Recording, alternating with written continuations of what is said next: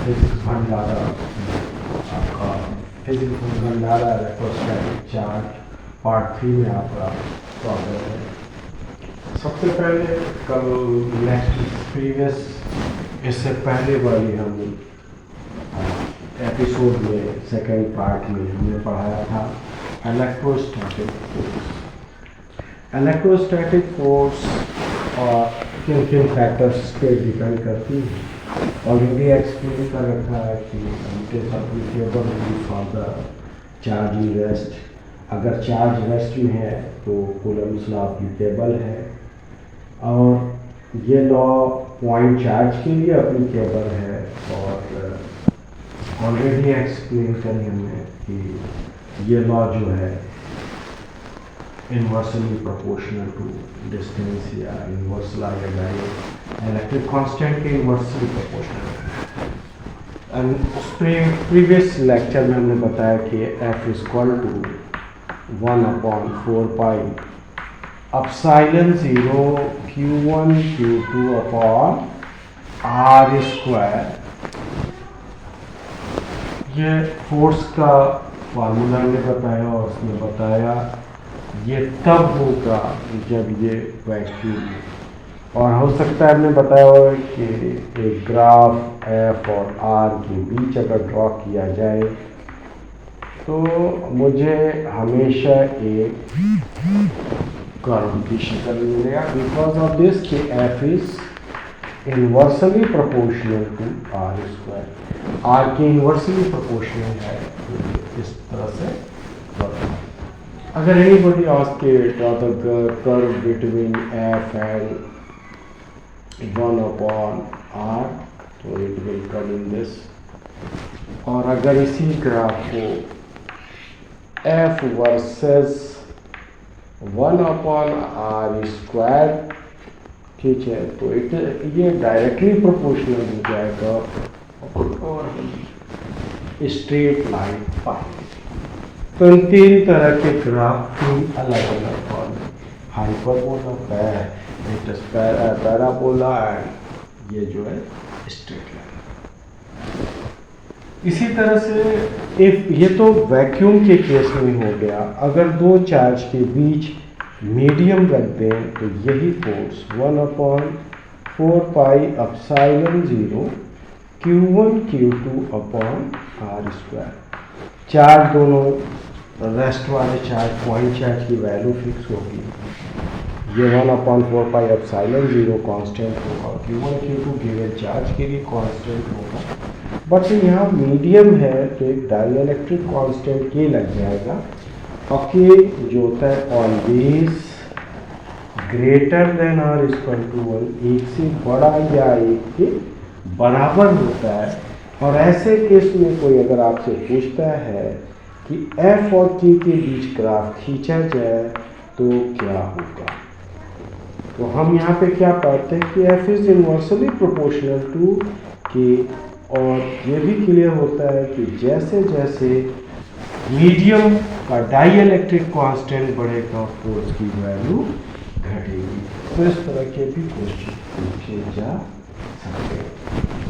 इसके अलावा मेरे पास आता ऑप्शन कि हम कितने तरह से फोर्स, कितने तरह के को कैसे हम फोर्स की वैल्यू को कैलकुलेट करें।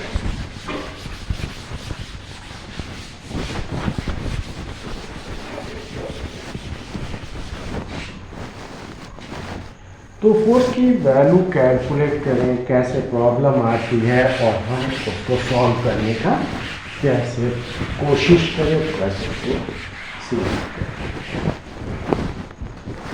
जैसे दो चार्ज है, अगर मान लो यहाँ पे प्लस Q है और यहाँ पे माइनस Q चार्ज है, और इस Q की वैल्यू 4 μc है, 4 μc, और ये 1 μc है, और एक तीसरा चार्ज है सेम एंड इसकी value 3 μc, and distance is 3 metre and 3 metre. अब डिपेंड करता है कि जैसे इन्होंने 3 फोर्स दे दिया, Q1, Q2 and this Q3। तो यहाँ पे 3 चार्ज है और मैं कोई चाहता है कि इस चार्ज पर कितना फोर्स लगेगा, इस पर्टिकुलर चार्ज निगेटिव चार्ज पर कितना फोर्स लगेगा। अगर कोई ये चाहे नेगेटिव फोर्स पे कितना चार्ज फोर्स लगेगा निगेटिव चार्ज पे, तो सबसे पहले हम इस और 2 चार्ज के बारे में सोचेंगे। इसके पास नेगेटिव चार्ज है, इसके पास पॉजिटिव चार्ज है। हम इसके बारे में सोचेंगे ये किधर जाएगा। पॉजिटिव नेगेटिव को क्या करता है, अट्रैक्ट करता है।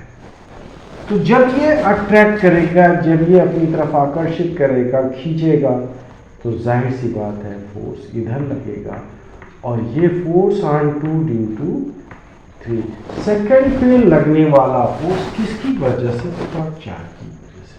सेकंड चार्ज पे थर्ड की वजह से लगने वाला फोर्स F23, जिसकी वजह से ये particular negative charge plus Q3 की तरफ जाने का अट्रैक्ट होगा, इस साइड मूव करेगा, यानी फोर्स इधर लगेगा। जब मुझे ये फोर्स का डायरेक्शन पता चल गया, सपोज को हम फोर्स निकाल भी सकते हैं।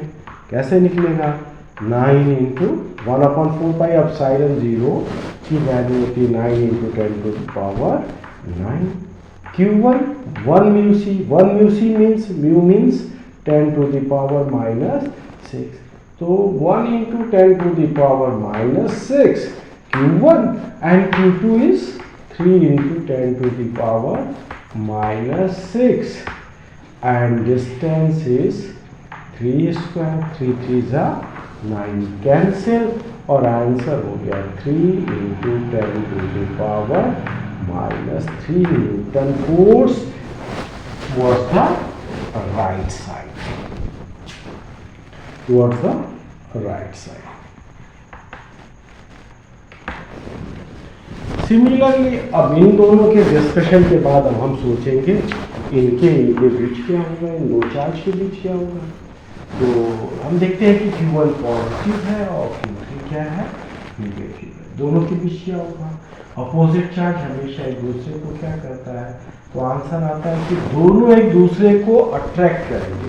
तो अट्रैक्ट करेंगे तो मुझे फोर्स Q2 पे निकालना था, हम इसके बारे में सोचेंगे कि ये किधर जाएगा। तो अट्रैक्ट होगा तो किधर जाएगा, इसको ये वाला चार्ज अपनी तरफ खींचेगा, इस साइड खींचेगा, तो फोर्स का डायरेक्शन क्या होगा, इस साइड होगा और इसको बोलेंगे force on second due to first. Second वाले चार्ज पर फर्स्ट की वजह से लगने वाला force on second due to first. अब देखेंगे ये फोर्स कितना होगा, तो आंसर आएगा F21 equal to again 9 into 10 to the power 9, ये वैल्यू है 1/4 pi epsilon 0 and second charge 1 into 10 to the power -6 and second charge is 4 into 10 to the power -6 divided by r square, r is 3 square, 3 3s are 9, 9 cancel, answer came 4 into 10 to the power -3 Newton। ये है F23 और ये F21। अगर अब हम ये force का direction किधर है, लेफ्ट साइड, तो ये दोनों फोर्स एक राइट साइड है और एक लेफ्ट साइड है। सोचो अगर हम इस तरह की बात करें कि एक आदमी को 10 न्यूटन का फोर्स इधर लगता हो और 5 न्यूटन का फोर्स इधर लगता हो, तो किधर जाएगा, जाहिर सी बात है ये 10 न्यूटन की तरफ जाएगा। कितना फोर्स होगा, तो रिजल्टेंट फोर्स हम लिखते हैं, क्योंकि अपोजिट है तो हम लिख देते हैं 10 - 5, आंसर लिखते हैं 5 न्यूटन। किस डायरेक्शन में, राइट साइड।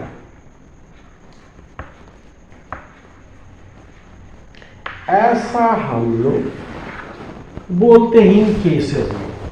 तो यहाँ पे भी तो 2 फोर्स है, एक फोर्स राइट साइड है, दूसरा फोर्स लेफ्ट साइड है। कौन बड़ा है, लेफ्ट साइड लगने वाला फोर्स इंटू 10⁻³ न्यूटन, और लेफ्ट साइड लगने वाला 3 इंटू 10⁻³ न्यूटन, राइट साइड वाला वह लेफ्ट साइड वाला पड़ा है, तो रिजल्टेंट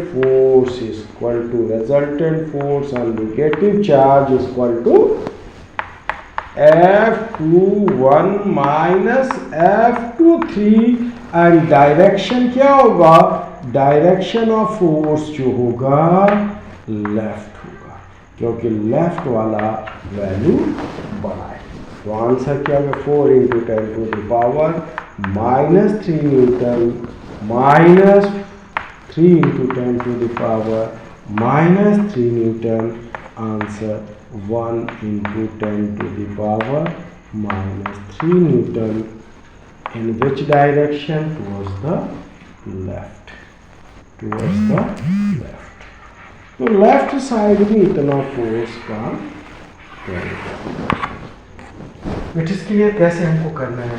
अगर ये क्लियर है कि जब कभी भी हमको ऐसे केस में फोर्स निकालना हो इस चार्ट पे, तो पहला काम होगा इनके बीच लगने वाला फोर्स की वैल्यू और डायरेक्शन, इनके बीच लगने वाला फोर्स और वैल्यू का डायरेक्शन।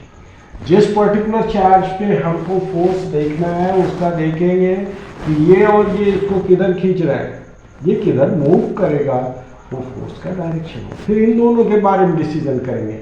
नेगेटिव चार्ज अट्रैक्ट करेगा तो ये इधर जाएगा, ठीक है ना, इसलिए इस फोर्स का डायरेक्शन। अब दोनों अगर अपोजिट डायरेक्शन में होंगे तो सब्ट्रैक्ट, और सेम डायरेक्शन में होते हैं तो क्या कर देते हैं, उनको ऐड।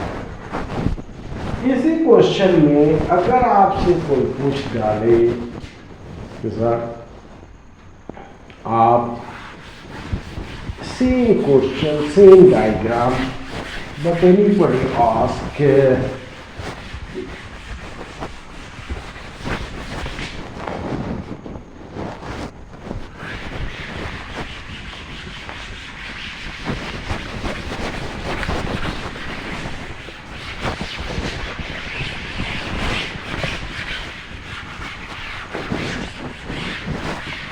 सेम क्वेश्चन में कोई आपसे ये पूछे कि अगर साहब बताओ इस पे नेट फोर्स कितना लगेगा।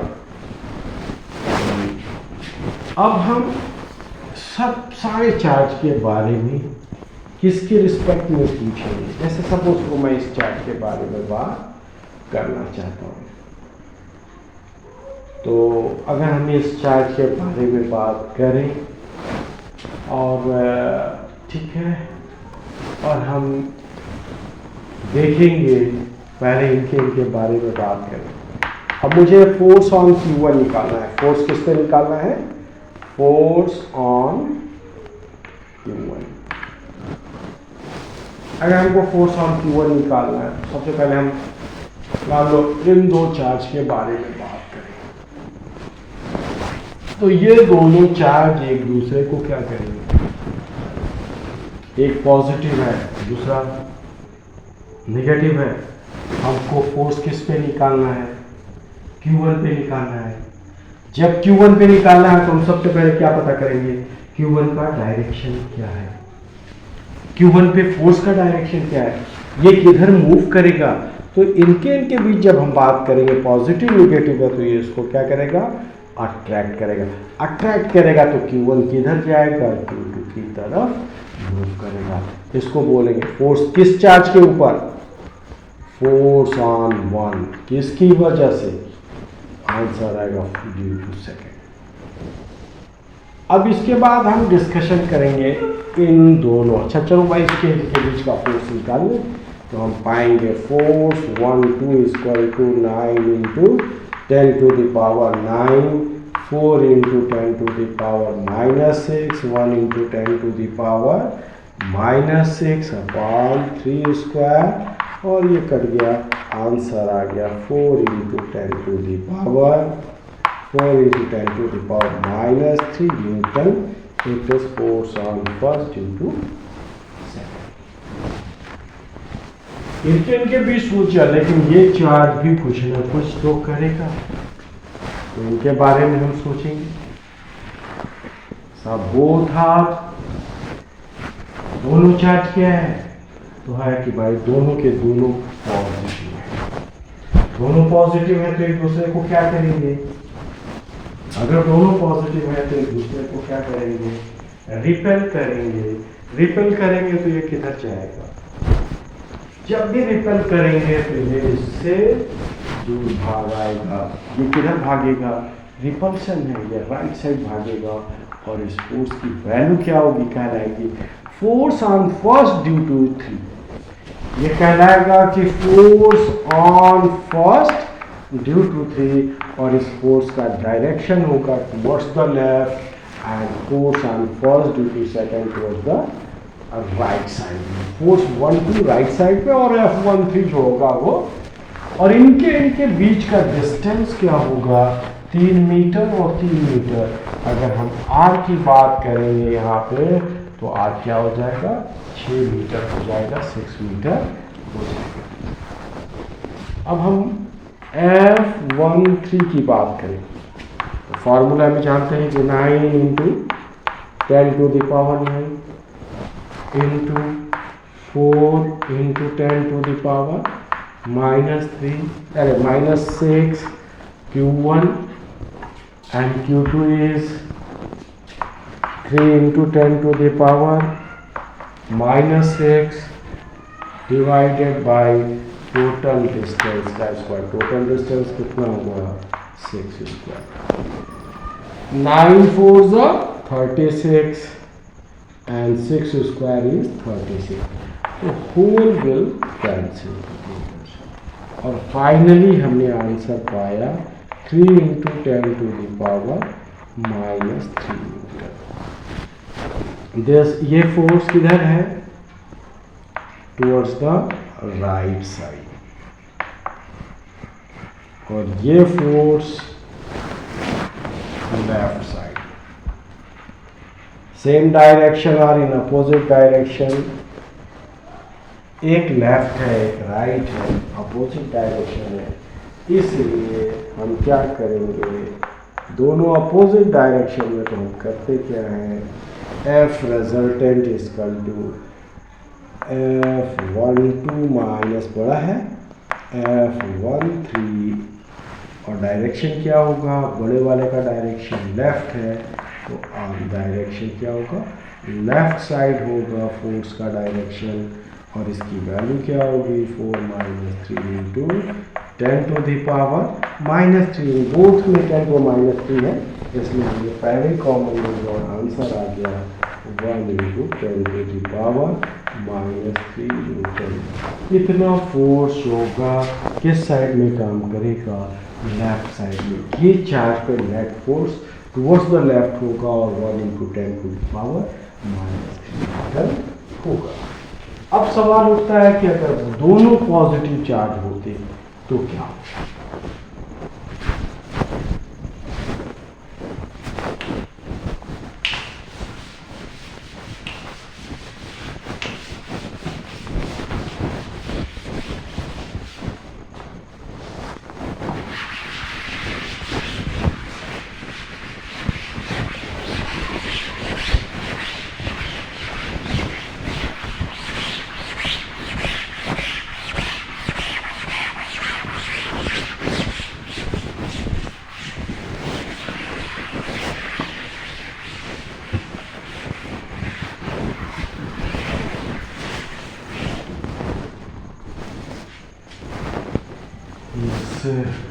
अब अगर हमने सेम क्वेश्चन लेते हैं, जैसे यहाँ पे हमने लिया था 4 माइक्रोकूलम और ये डिस्टेंस हमने 3 मीटर लिया, यहाँ पे हमने माइनस के बजाय +1 म्यूसी लिया, और यहाँ पे हमने 3 म्यूसी ले लिया। और इस केस में अगेन हम चाहते हैं इनके बीच का डिस्टेंस 3 मीटर, और हम चाहते हैं net force on the charge first Q1, और इसे Q2 ले लो और इसे Q3, और हम चाहते हैं कि नेट फोर्स ऑन Q1 पे कितना फोर्स काम करेगा। तो सबसे पहले हम इनके और इनके बीच की बात करें।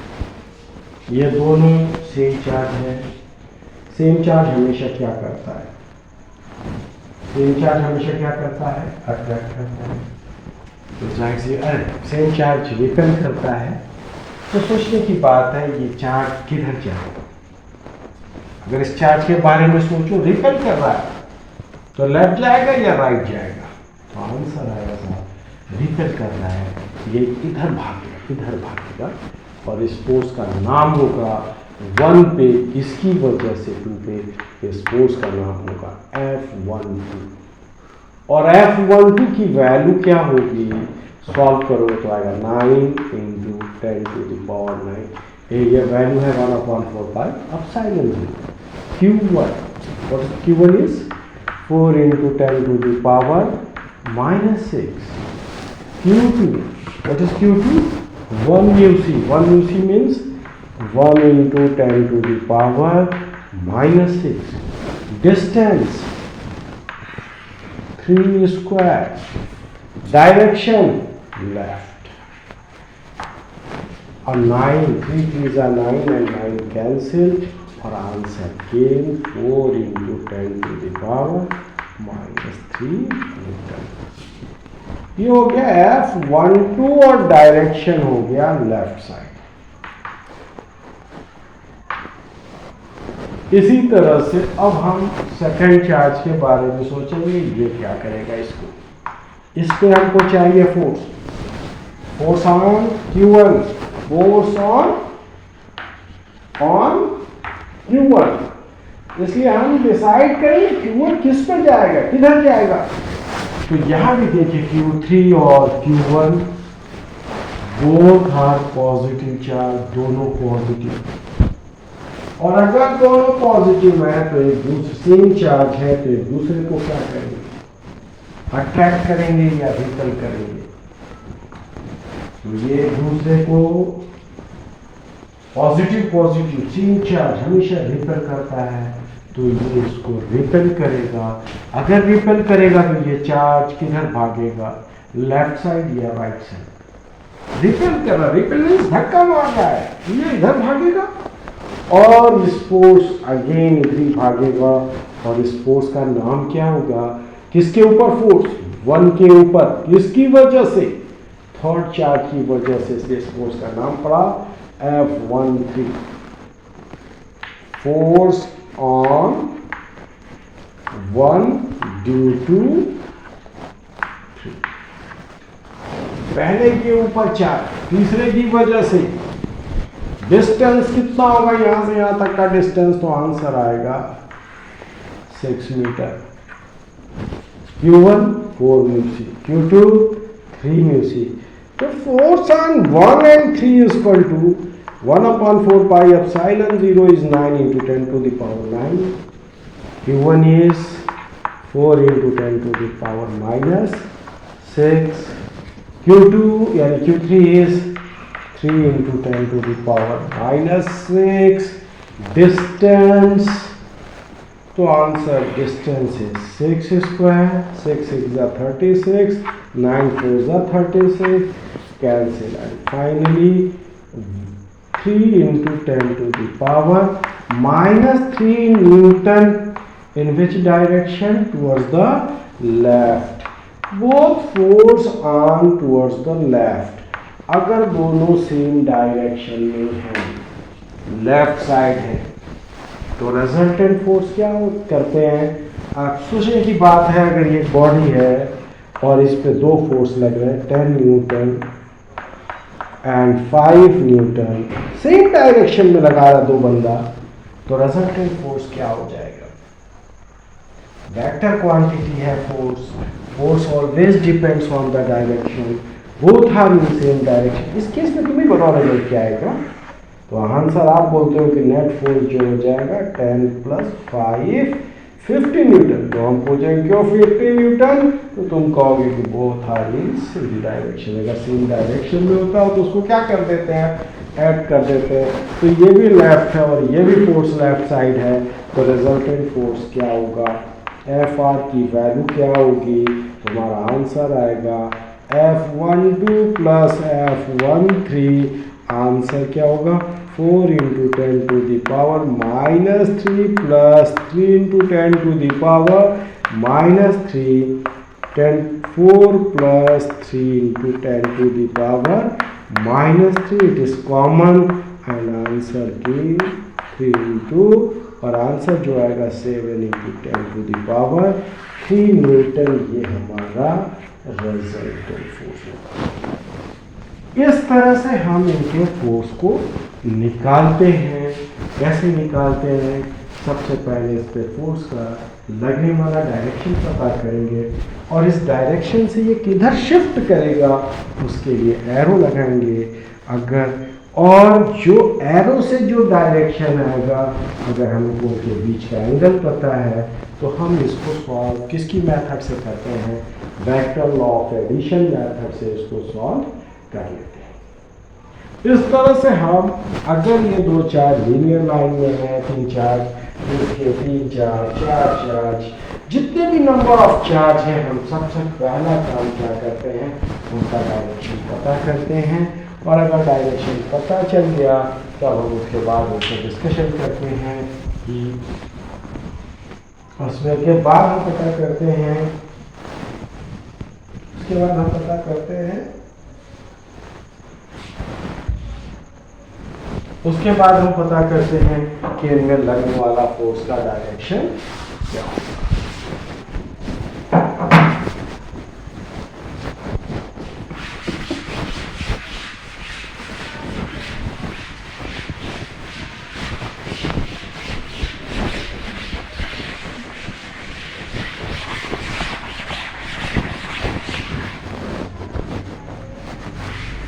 इसी तरह से अगर ये तीनों चार्ज अगर लाइन में ना हो तो हम क्या करें?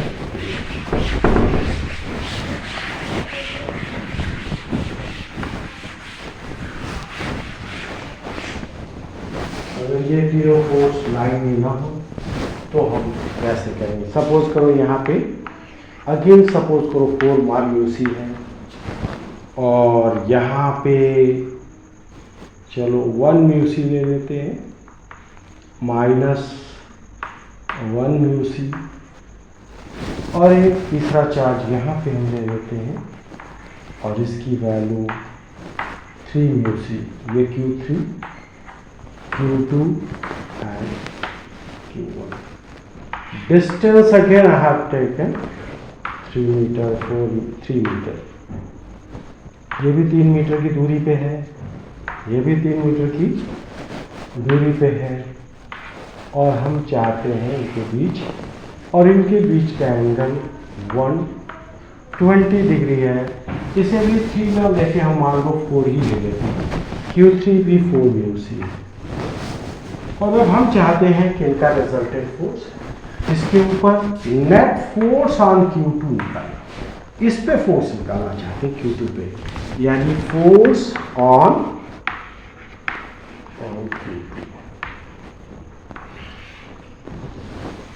जैसे हम प्रीवियस उस पर बोलते थे जिस पे हमको फोर्स लगाना है उसी पे अपना ध्यान कंसंट्रेट करना है, हम अपने आप को फोकस करेंगे, उसी पे फोकस करेंगे। फिर सोचेंगे जैसे मान लो हमने पहले ये दो चार्ज के बारे में बात करें। दोनों का नेचर क्या है? ये पॉजिटिव है, ये नेगेटिव है। दोनों नेचर वाइज अपोजिट नेचर के हैं। अपोजिट चार्ज हमेशा क्या करता है? एक दूसरे को अट्रैक्ट करता है। अगर अपोजिट चार्ज अट्रैक्ट करता है तो ये किधर जाएगा? इनके बीच जो फोर्स लगने से ये चार्ज किधर लगेगा? फोर्स ये मूव इधर करेगा, यानी लगने वाला force on 2 due to 1। Second पे लगने वाला फोर्स का डायरेक्शन 4 म्यूसी की तरफ होगा, यानी जो force on second due to first इसका डायरेक्शन किधर होगा? टुवर्ड्स तो 4 माइक्रोकूलम और इसकी वैल्यू क्या होगी? तो आंसर होगा 9 1/4 पाई एप्सिलॉन 0 की value. Q1 is 4 into 10 to the power -3 अरे -6 1 mu C means 1 into 10 to the power minus 6 divided by 3 square, 3 3s are 9 और फाइनल आंसर हो गया 4 into 10 to the power minus 3 Newton and इसका direction हो गया towards the 4 micro. अब जब हम इनके और इनके बीच डिस्कशन कर लिए क्योंकि फोर्स हमको इस पे चाहिए और इनके बीच क्या होगा, ये चार्ज किधर मुझे इससे नहीं मतलब, क्योंकि मुझे फोर्स Q2 पे निकालना है तो मुझे Q2 पे फोर्स का डायरेक्शन डिसाइड करना है। ये अट्रैक्ट करेगा या रिपेल, तो हमारा आंसर होगा नेगेटिव पॉजिटिव अट्रैक्ट करेगा तो ये चार्ज किधर जाएगा, इधर जाएगा, यानी फोर्स किसके ऊपर, 2 के ऊपर, किसकी वजह से, यानी ये फोर्स ऑन 2 ड्यू टू 3, ये फोर्स इस डायरेक्शन में काम करेगा, इस वाले 4 की तरफ काम करेगा, तो हम इसको बोलेंगे फोर्स ऑन 2 ड्यू टू 3। कितना होगा, तो 1/4 पाई एप्सिलॉन 0 की वैल्यू, तो 9 into 10 to the power 9। Q1 की value 1 into 10 to the power minus 6 और इसकी वैल्यू Q3 की वैल्यू तो 4 into 10 to the power minus 6 and again distance 3 square, 3 square and 9 cancel, again 4 into 10 to the power minus 3 Newton. अब ये force 4 into 10 power minus 3 Newton इधर काम कर रहा है, 4 into 10 power 3 न्यूटन इन इस डायरेक्शन में काम करता है, और दोनों के बीच का एंगल क्या है, दोनों के बीच का एंगल क्या है, तो angle is theta is 120 degree. Force vector quantity है, डायरेक्शन पे डिपेंड करती है, और फोर्स का जब भी रिजल्टेंट निकालेंगे वो क्योंकि वेक्टर है इसलिए किस लॉ को ओबे करेगा, वेक्टर लॉ ऑफ एडिशन को ओबे करेगा। और वेक्टर लॉ ऑफ एडिशन क्या है, तो सबको पता है कि हम वेक्टर का एडिशन कैसे निकालते हैं, दो वेक्टर का एडिशन, तो resultant R is equal to under root A square plus B square. A is the first vector, B second vector है, and 2AB cos थीटा, ये दो वेक्टर AB का रिजल्ट है। यहाँ पे वो दो वेक्टर कौन है, हमको निकालना रिजल्टेंट फोर्स, यहाँ पे ये दो वेक्टर कौन है, तो पहला वेक्टर है F21 स्क्वायर, दूसरा F23 square plus 2 into F21 into F23 and cos theta is 120। F1 square plus F2 square plus 2F1 F2 cos 120। 120 is the angle between a vector, दोनों फोर्स के बीच का angle है। अगर हम इसकी value भी put कर दें तो हम लिखेंगे क्या, 4 into 10 to the power minus 3 whole square plus 4 into 10 to the power minus 3 whole square plus 2 into 4 into 10 to the power minus 3, 4 into 10 to the power minus 3 into minus 1/2, ये cos 120 की value. ये 2 और ये 2 cancel, ये 2 और ये 2 cancel हो गया, और तो बचा कितना,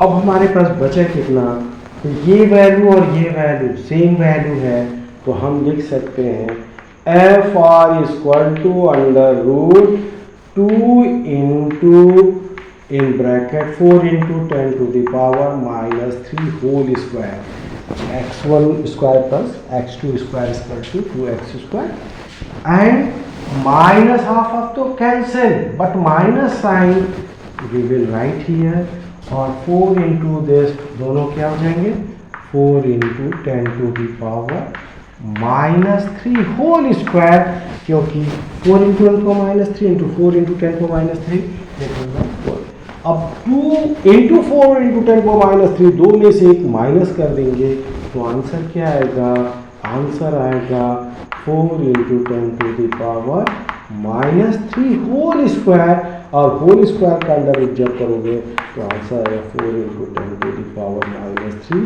न्यूटन। ये हमारा रिजल्टेंट फोर्स होगा। तो अब हमने सॉल्व कैसे किया और कैसे करना होगा, तो सबसे पहले हम डायरेक्शन डिसाइड करेंगे। डायरेक्शन डिसाइड करने के लिए ये जिस फोर्स जिस भी निकालना उसके बारे में सोचेंगे, ये वाला इसकी वजह से किधर जाएगा, वो फोर्स का डायरेक्शन इसकी वजह से किधर जाएगा। देन हम डिसाइड करेंगे कि इनके बीच का एंगल क्या होगा। जब दो वेक्टर के बीच का एंगल पता हो गया, क्योंकि फोर्स वेक्टर क्वांटिटी है, तो हम वेक्टर लॉ ऑफ एडिशन को ओबे करेंगे, और वेक्टर लॉ ऑफ एडिशन क्या है, F1 square plus F2 square plus 2F1 F2 cos theta, और F1 F2 की वैल्यू पुट करते हुए सॉल्व करते हुए हम इसका रिजल्टेंट पता करेंगे। ये जरूरी नहीं है कि इन दोनों के बीच का 120 है। अगर ये पॉजिटिव चार्ज होता, अगर होता, तो इसके फोर्स का डायरेक्शन क्या होता, दोनों एक दूसरे को अट्रैक्ट करते कि रिपेल करते, तो ये इसको रिपेल करता, ये इधर जाता, ये इसको रिपेल करता, इधर जाता। अगर सपोज करो ये निगेटिव होता, चलो, तो ये इसको अट्रैक्ट इधर करता, तो ये एंगल 60 डिग्री हो जाता। इस केस में हम एंगल क्यों होता, ये निगेटिव है, इसको अट्रैक्ट करता, ये पॉजिटिव, इसको रिपेल करके इधर भगाता, और ये पूरा एंगल 180 और ये एंगल 120, तो ये एंगल कितना हो जाएगा, 60। अब वहां पे इस केस में जब हम सॉल्व करते तो यहाँ पे cos 60 की वैल्यू रखते और रिजल्ट कुछ और आता। तो ये चीज़ों को हमको सबसे ज़्यादा ध्यान करना है कि फोर्स इज वेक्टर क्वांटिटी, और इस फोर्स के अकॉर्डिंग हम काम करते हैं। इसी तरह से छोटा सा और एग्जांपल आप देख सकते हो कि कैसे बहुत से छोटे छोटे क्वेश्चन आते हैं, तो हम उसको सॉल्व कैसे करते हैं।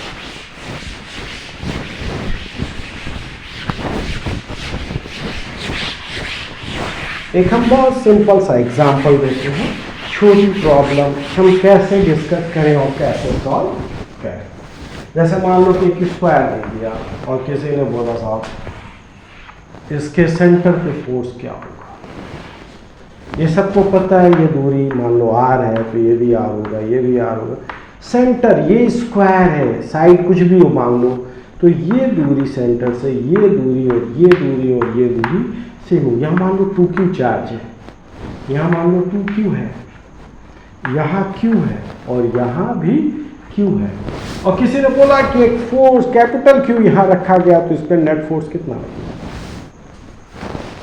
तो ये 2q इस q को रिपेल इधर करेगा, और ये 2q इस q को इधर रिपेल करेगा, और बोथ 2q q r दूरी सेम, दोनों चार्ज सेम, इनकी दूरी और चार्ज सेम, तो दो फोर्स इक्वल एंड अपोजिट होंगे, एक दूसरे को क्या कर देंगे।